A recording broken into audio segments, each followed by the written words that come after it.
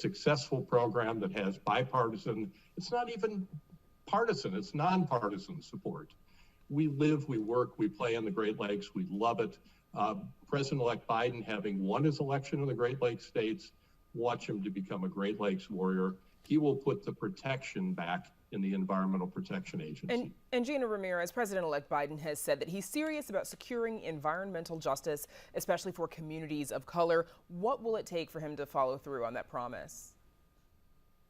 I'm looking forward to having a U.S. EPA that actually works again and enforces the law and holds polluters accountable.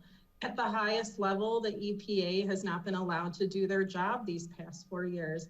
And my community, the Southeast Side, has felt the ramifications from those lax regulations, an industry that has had no accountability. So under Biden's EPA, it's going to be a welcome relief for communities like mine. To put it simply, we are so tired of being left behind. And Mark Denzler, Joe Biden has said that he'll reinstate some environmental regulations that were rolled back under the Trump administration. Is that in conflict with the bottom line for some of the companies and businesses you represent? Well, happy Veterans Day. Thanks for having me. First, I would say that manufacturers are concerned about environmental protections. And literally for years or decades, manufacturers have been innovating. We've seen a reduction of greenhouse gas emissions by about 20% over the last couple decades, or over the last decade or so, while we've increased economic output. So it's possible. I don't think that improved environmental regulations in a strong economy are mutually exclusive. I think if we have smart policies, common sense policies, I think we can advance our environmental goals while also making sure we have a strong economy.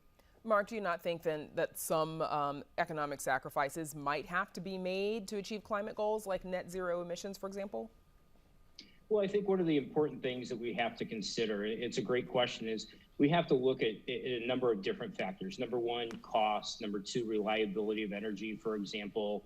There are a number of things I think that all go into this, but I certainly think that there's a lot of innovative things that manufacturers have done, they've been doing in the business community that will reduce emissions, but we also